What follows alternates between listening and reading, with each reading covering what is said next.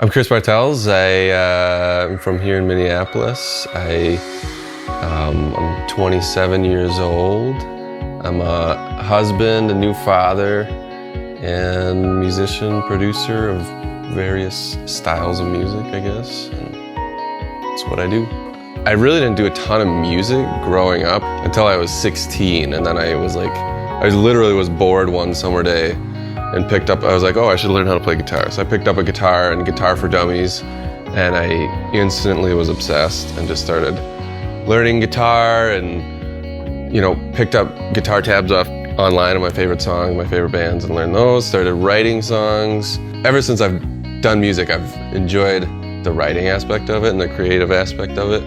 As soon as I learned a few different guitar chords, basically, I was stringing stuff together and started writing lyrics and just tons and tons of songs, and they were all just terrible. But it was so fun to write, and that's when my phase of writing and recording with bands and with other people started, and then eventually just playing live shows and whatnot. And that turned into kind of exploring what can I do in the music industry, because I knew I wanted to do music professionally. I ended up going to school for music production, and that got me really excited about the potential of just all these various things you can do in the music industry to make a living.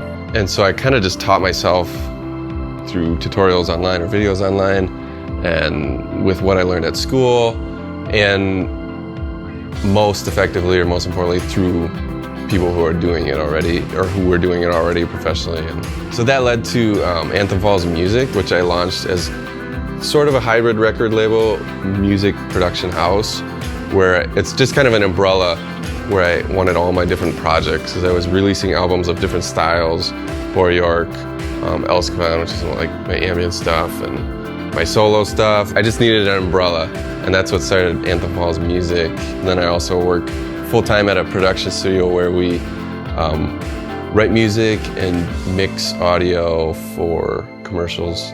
I draw inspiration from lots of different things. For one, just my own experiences in life with my family, with my friends, or certainly emotions that you go through, that you walk through. Not only things that you walk through yourself, but seasons of life that your friends walk through, and you're a part of that because you're close to them and you can kind of experience those emotions with them. The ups and downs, the exciting things, the joyful things, and then also, the really tough times, the struggles. And then also just kind of hearing and seeing what other musicians are doing. I can listen to an album and it can kind of hit me in a certain way. I think all of us, this is what the beauty of music is. We'd all agree, we have our certain albums or our songs or our artists that really kind of hit us emotionally. So even just the feeling of a certain album will really kind of invoke things in me. If I had to choose something I'm most proud of, our debut album, and then also hopefully this album coming up. And mainly because Bora York's not just my own thing, we're kind of a family doing it in a way, obviously Rebecca and I are family, my wife, but we consider the rest of the guys family as well, and that's why it's the most fun to play shows live and connect with people face to face, and get excited together about the potential of the next show or potential of this next song we're releasing, or getting excited about it together as opposed to just me, myself, and I in the studio, which I still really enjoy. But for that reason, I'm most proud of what we've done with Bora York, and hopefully where we're going with it as well. I really enjoy being a part of the music industry in Minneapolis. I think we have a lot of good music happening right now, and a lot of good people doing that music.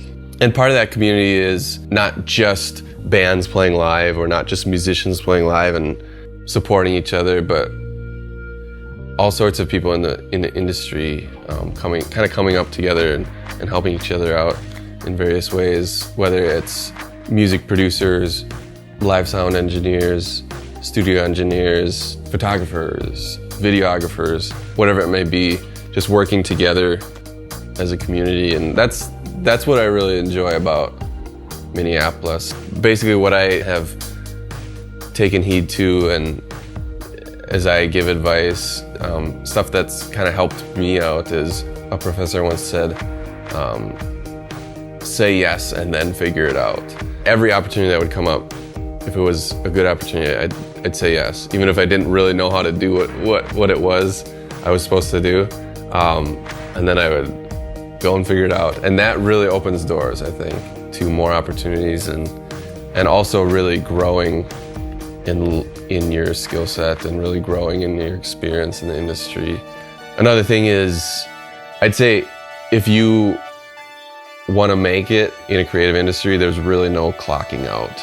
To make it, you really got to go above and beyond, and be more disciplined and more dedicated than you might think you need to be. Just being nice and being a professional, just that right there goes a really long way. I think that's really the start of making connections and networking, is just being a nice person, being genuine, and being more interested in the person you're talking to than about yourself. You know, that can go a long ways in making connections and getting cool opportunities.